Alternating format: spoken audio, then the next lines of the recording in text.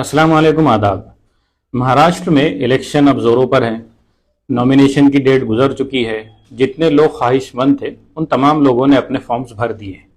फिलहाल महाराष्ट्र की स्थिति जो है वहां पर दो बड़े बड़े ग्रुप्स हमारे सामने अब तक मौजूद है। एक महायुति है जो फिलहाल सरकार में मौजूद थी, गवर्नमेंट में मौजूद थी, जिसमें बीजेपी है, एकनाथ शिंदे की शिवसेना है और अजीत पवार की जो है तो एनसीपी। और वहीं उनके अपोजिट में जो दूसरा ग्रुप है वो महाविकास अघाड़ी के नाम से हमारे सामने मौजूद है, जिसमें कांग्रेस है, शरद पवार की एनसीपी है और उद्धव ठाकरे की शिवसेना है। ये दो मेजर ग्रुप हमारे सामने आए थे। एक तीसरा ग्रुप डेवलप होने की कोशिश किया था, जो बना भी है, जो बच्चू कडू और उनके साथ जो पार्टीज है वो तीसरा अलायंस उनका बना था। इसके अलावा अलग अलग शहरों में अलग अलग इंपॉर्टेंस की लेवल पर अपनी अपनी पार्टीज मौजूद थी। जैसे औरंगाबाद और दूसरे इलाकों में एमआईएम का एक जोर था और कुछ जगह पर दूसरी पार्टीज का था। फिर वंचित बहुजन अघाड़ी भी एक नाम हमारे सामने आया था। अब इन सब के बीच में एक बड़ा चेंज महाराष्ट्र की पॉलिटिक्स में देखने में सामने आया है। वो है जारंगे पाटिल, मुस्लिम ग्रुप और बौद्ध ग्रुप का अलायंस। हुआ ये था, हम सब जानते हैं कि जारंगे पाटिल ने कुछ वक्त पहले अनाउंस किया था कि वो अपने कैंडिडेट अब उतारने जा रहे हैं। डिमांड्स करते करते, प्रोटेस्ट करते करते अब हम थक चुके हैं और अब हम अपने कैंडिडेट्स उतारेंगे। तो उन्होंने अपने कैंडिडेट्स को फॉर्म भरने के लिए कह दिया था। अब जो अलायंस हुआ है वो मुस्लिम और मराठा मेन अलायंस हुआ है। इस अलायंस की शुरुआत कुछ दिन पहले हो चुकी थी और जारंगे पाटिल ने मुसलमानों के गुरुओं में से एक बड़ा नाम मौलाना सज्जाद नोमानी, इनसे मुलाकात की थी।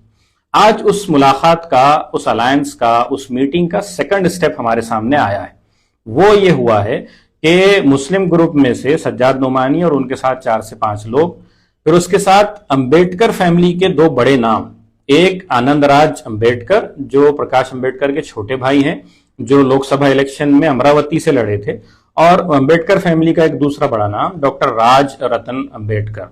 ये 4 लोग जो हैं बैठे अंतरावली, जो मनोज जारंगे पाटिल का घर है, उनके घर पर पहुंचे ये तीनों लोग। वहां पर इनकी तफसील से मीटिंग हुई और मीटिंग के बाद तकरीबन 1.5-2 घंटे की प्रेस कॉन्फ्रेंस में इन्होंने पूरी ब्रीफिंग दी। हम तेजी से आपको बताते चले कि क्या यहां पर डिसाइड हुआ है। सबसे पहली चीज जो डिसाइड हुई वो ये कि जो मुस्लिम ग्रुप है, या सज्जाद नुमानी ने ये बताया, वहां सज्जाद नुमानी ने वहां पे, कि मुसलमान अपना एक ड्राफ्ट तैयार करेंगे कि इस इलेक्शन में उनकी डिमांड्स क्या है। वहीं मनोज जारंगे पाटिल मराठाओं का एक ड्राफ्ट तैयार करेंगे। फिर वहीं बौद्ध का, दलितों का एक ड्राफ्ट अंबेडकर ग्रुप तैयार करेगा और फिर ये कॉमन एक मिनिमम डिमांड्स का तैयार होके पार्टीज के सामने रखा जाएगा और देखा जाएगा कि कौन कैसे रिस्पॉन्ड करता है। दूसरा जो बड़ा चेंज असल आया है, और हो सकता है कि महाराष्ट्र इलेक्शन में सबसे बड़ा इंपैक्ट छोड़ने वाला बन जाए या एक बड़ी हलचल पैदा कर दे, वो ये कि इस ग्रुप ने ऐलान किया है कि ये अब अपनी तरफ से एक लिस्ट ऑफ कैंडिडेट्स बताएंगे।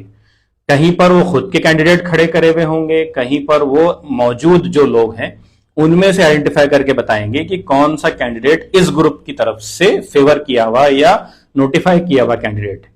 इसमें यह बात का ऐलान जारंगे पाटिल ने किया कि जिस कॉन्स्टिट्यूएंसी में फॉर एग्जांपल मुस्लिम वोटर्स जाता है और वहां किसी मुस्लिम कैंडिडेट का नाम फाइनलाइज होता है, तो जितने लोग मनोज जारंगे पाटिल को मराठा जितने फॉलो करते हैं और जितने बौद्ध या दलित इन 2 भाइयों को फॉलो करते हैं, वो एक मुश्त होके मुसलमान, मराठा और दलित मिलकर उस कैंडिडेट को वोट देंगे।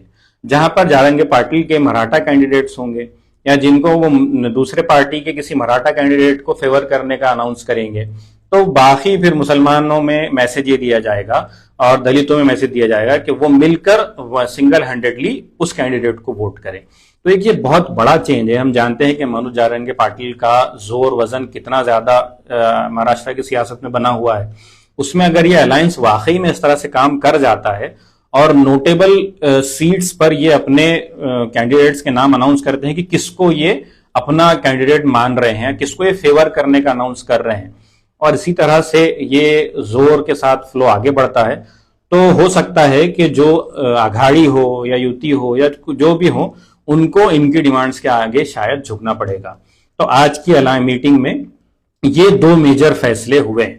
वहीं पर जारंगी पाटिल जिन्होंने अपने अपने कैंडिडेट्स खड़े किए थे, अब उनका सिलसिला उन्होंने कहा है कि वो नॉमिनेशंस को चेक करके अब डिसाइड करेंगे कि कौन वापस लेगा और कौन अपना नाम बाकी रखेगा, और मुसलमान फिर अपने नाम लेकर आएंगे और शायद 4 तारीख के बाद तीसरी मीटिंग में ये चीज फाइनलाइज हो कि पूरे महाराष्ट्र में कहां किस कैंडिडेट को, ये तीसरा प्रेशर ग्रुप, ये नॉन पॉलिटिकल, एक तरह से पार्टली नॉन पॉलिटिकल ग्रुप शायद होगा कि जो बताएगा कि किस ग्रुप को या किस कैंडिडेट को किस कॉन्स्टिट्यूएंसी में ये एंडोर्स कर रहा है, और फिर उनको फॉलो करने वाले तमाम लोगों से ये ओपनली डिमांड करेंगे कि उसको जो है वोट दिए जाएं और उसको सिंगल हैंडेडली जिता के लाने की कोशिश हो।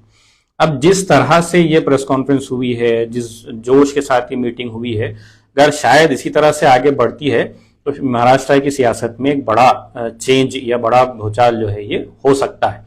आगे देखते हैं कि चूंकि 20 नवंबर तक की डेट है जिस दिन वोट होगा, उसमें क्या क्या चेंजेस होते हैं।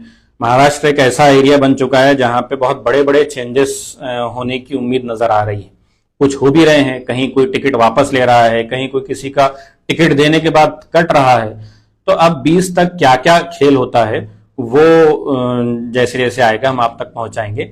आज जो अंतरावाली में मीटिंग हुई है मुस्लिम ग्रुप, मराठा ग्रुप और दलित ग्रुप की, उसकी ये अपडेट थी जो हमने आपके सामने दी।